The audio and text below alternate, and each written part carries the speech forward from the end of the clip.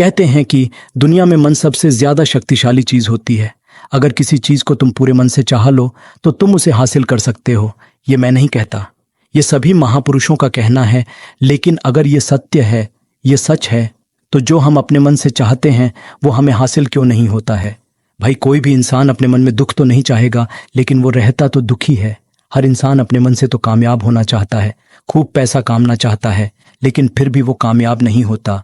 भले ऐसा दुनिया में कौन इंसान होगा जो अपने मन में यह चाहेगा कि मैं नाकामयाब रहूं या मैं पैसा ना कमाऊं। सोचने की बात है तो इसमें दो चीज निकल के सामने आती हैं। या तो वो महापुरुष गलत है जिन्होंने यह बात बोली कि मन से हासिल हो जाती है, या फिर हम गलत हैं। आज की कहानी जो मैं आपको सुनने वाला हूं उसमें आपको ये ऐसा मंत्र मिलेगा। उसे समझने के बाद आपको एक ऐसा मंत्र पता चलेगा जिससे आप ये समझ पाएंगे कि अपने मन से कोई भी चीज कैसे करवाई जाती है, मन में किसी भी बात का भी कैसे बोया जाता है। ये इस कहानी से आपको अच्छी तरह से समझ में ए जाएगा और इससे आप ये भी समझ पाएंगे कि आकर्षण का नियम लो अट्रैक्शन कैसे कम करता है। कहानी छोटी सी है लेकिन बहुत ही गहरी है। इससे पहले कि आप इस कहानी में खो जाएं, इस चैनल को सब्सक्राइब जरूर कर लें। तो चलिए कहानी शुरू करते हैं। एक बार की बात है, एक आदमी के जीवन में सिर्फ दुख ही दुख था। वह जो भी कम करता उसे बेचारे को कम पूरा ही नहीं होता। घर में आता तो घर में क्लेश बना रहता, किसी से कोई मदद मांगता तो कोई उसकी मदद नहीं करता। ऐसा लगता था कि चारों ओर से दुखों का पहाड़ उसी पर टूट पड़ा है। उसे समझ नहीं आ रहा था कि मैं दुखों से पार कैसे पाऊं। वो दिन रात यही सोचता रहता कि अपने दुखों से छुटकारा कैसे पाना है। इसी कारण से और रात में सो भी नहीं पाता था। उसकी आंखों के नीचे बड़े बड़े काले घेरे बन गए तो जिस बात का प्रतीत था कि वो आदमी कितना दुखी है और कितना चिंतित है। कभी कभी तो उसके मन में आत्महत्या करने की भी ख्याल आते थे, लेकिन अपने परिवार की चिंता करके वो ये कदम नहीं उठा। पता था वो इतना दुखी हो गया कि उसने निर्णय किया कि वो इन दुखों से छुटकारा पाकर रहेगा। इसके लिए चाहे उसे कितनी भी मेहनत करनी पड़े, कुछ भी करना पड़े, चाहे अंगारों पर चलना पड़े, लेकिन इन दुखों से छुटकारा हासिल करके रहेगा। ऐसे ही एक दिन उसने अपने मित्र से पूछा कि मैं अपने जीवन को कैसे सुधारूं। उसके मित्र ने उसे बताया कि तुम किसी बाबा के पास जाओ। बाबा के पास ऐसा मंत्र होता है जिससे सारे दुख मिट जाते हैं। डिंकी, जीवन खुशियों से भर जाता है और धन संपदा भी हासिल हो जाती है। तुम किसी ऐसे बाबा को ढूंढ लो, बस तुम्हारा कम बन जाएगा। उसे आदमी के मन में यह बात पूरी तरह से पक्की बैठ गई कि कोई हवा ही मेरा दुख दूर कर सकता है, और इसीलिए उसी भी बाबा के बारे में पता चलता तो वह उसे बाबा के पास पहुंच जाता। उसे बाबा को अपनी समस्या बताता और उससे उसका समाधान पूछता और कहता कि बाबा, मैं कुछ भी करने के लिए तैयार हूं, लेकिन मेरे इन समस्याओं से मुझे छुटकारा दिला दीजिए। आप जो कहेंगे मैं वो करूंगा, लेकिन मेरे जीवन को सुधार दीजिए बाबा। उसे कुछ टोने टोटके बता देते करने के लिए और बदले में डैन दक्षिण ले लेते कि ये टोना टोटका करने के बाद तुम्हारे घर में सुख शांति बनी रहेगी। बस इस टोटके को पूरी विधि के साथ करना। वो आदमी घर लौटकर पूरी विधि के साथ टोने टोटके करने लगा, लेकिन बहुत टोने टोटके करने के बाद भी उसके जीवन में कुछ बदलाव नहीं आया। इसके विपरीत उसका जीवन और ज्यादा दुखी हो गया। जो भी बाबा उसे टोना टोटका देता था वह बदले में उसे डैन दक्षिण लेता था, जिससे उसका धन भी धीरे धीरे खत्म हो रहा था। इससे उसके जीवन में दुख और ज्यादा बढ़ गए। तब उसे लगा कि बाँव के पास जाने से तो मेरे जीवन में दुख कम होने की बजाय बढ़ते ही जा रहे हैं, तो मुझे क्या करना चाहिए? बाँव के पास जाऊं या ना जाऊं?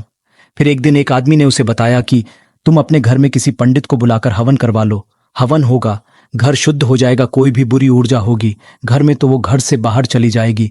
किसी पंडित को बुलाकर पूरे विधि विधानों से मंत्र उच्चारण करो और हवन करो, जिससे घर में सुख शांति आए। उसे आदमी के मन में यह बात बैठ गई और उसने एक पंडित को अपने घर पर बुलाकर हवन करवा दिया। हवन अच्छी तरह से संपन्न हुआ। बदले में पंडित ने भी अच्छी डैन दक्षिण ली और उसके बाद वहां से विदा हो गया। लेकिन कुछ दिनों के बाद उसे आदमी को महसूस हुआ कि उसके जीवन में अब कोई बदलाव नहीं आया है। अब वो आदमी पूरी तरह से दुखी हो गया और ज्यादा परेशान हो गया। अब तो उसे लगने लगा था कि मेरे जीवन में से दुख कभी खत्म ही नहीं होंगे, और यही सोच सोच कर उसे आदमी का बुरा हाल हो गया था। फिर एक दिन उसे अपने मित्र से कैसे बाबा के बारे में पता चला, जो समाधान बताने के लिए कोई डैन दक्षिण नहीं लेता था। उसे आदमी को लगा कि यह बाबा दूसरे बाँव की तरह नहीं हो सकता, क्योंकि यह डैन दक्षिण तो लेता ही नहीं, और अगर डैन दक्षिण नहीं लेता तो यह सच में कोई सिद्ध बाबा होगा। और यही सोचकर उसे बाबा के पास पहुंच जाता है। जब वो आदमी वहां पर पहुंचता है तो वो बाबा ध्यान में बैठे हुए ये देखकर वो आदमी वहीं पर चुपचाप बैठकर ध्यान से बाहर आने का उनका इंतजार करने लगा। थोड़ी देर बाद बाबा ने आंखें खोली तो सामने एक दुखी और परेशान युवक को बैठे देखा। वह उसकी आंखों के नीचे आने वाले घेरे देखते ही समझ गया कि आदमी अपने जीवन से कितना परेशान है। उसे संबोधित करते हुए बाबा ने पूछा कि बच्चा क्या चाहते हो, बाबा के पास क्या लेने आए हो। उसे आदमी ने कहा कि बाबा, मैं अपने जीवन से बहुत परेशान हूं। मैंने इन दुखों को दूर करने के लिए बहुत सारे रास्ते अपने हर वो तरकीब करके देखी जो किसी बाबा ने मुझे बताई, हर वह कम किया जो किसी भी इंसान ने मुझसे करने को कहा, लेकिन मेरे जीवन में दुखों में कोई कमी नहीं आई बाबा। इसके विपरीत मेरे जीवन में दुखों में बढ़ोतरी हो गई। मुझे समझ नहीं आ रहा है कि मैं क्या करूं। कभी कभी तो मैं आत्महत्या करने की सोचता हूं, लेकिन अपने परिवार की सोचकर मैं ये कदम नहीं उठा। पता, मैंने आपके बारे में बहुत सुना है बाबा, और मैं बहुत उम्मीद के साथ आपके पास आया हूं। कृपया करके मुझे कोई ऐसा मार्ग बताएं जिससे मुझे अपने दुख छुटकारा मिल जाए। मैं अपने दुखों से छुटकारा पाने के लिए कुछ भी करने को तैयार हूं। आप मुझे कोई भी रास्ता बताएं, चाहे वो रास्ता कितना भी कठिन क्यों ना हो, मैं उसको पार करके रहूंगा।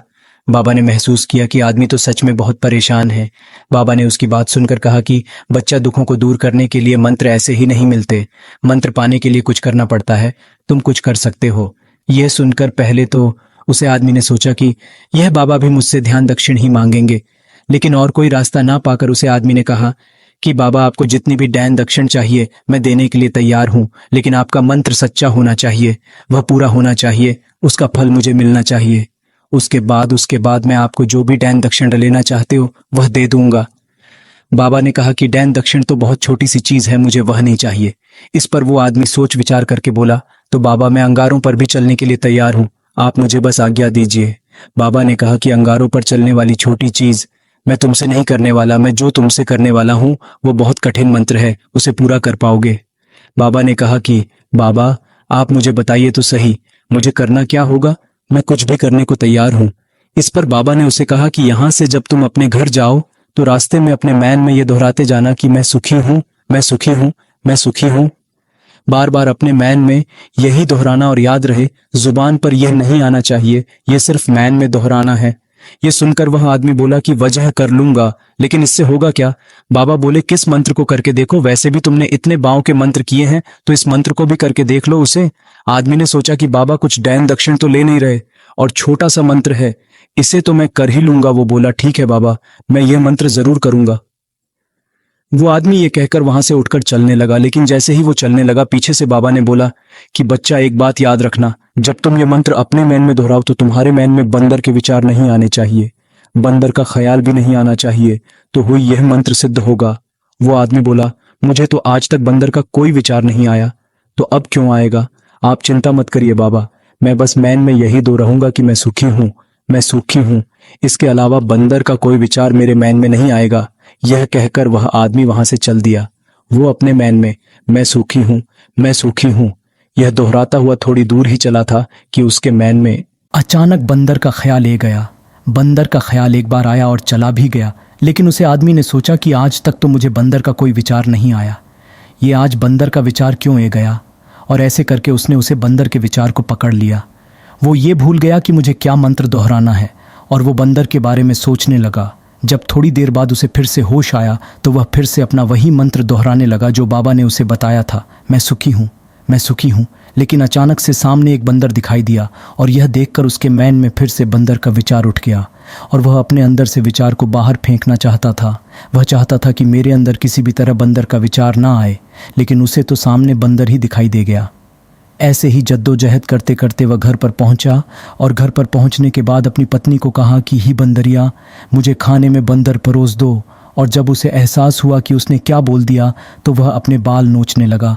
वह दीवारों में सर मरने लगा कि आज तक मुझे बंदर का कोई विचार नहीं आया, और आज मुझे ये क्या हो गया है कि मुझे हर जगह बंदर ही बंदर नजरे रहे हैं। ये कैसी माया है?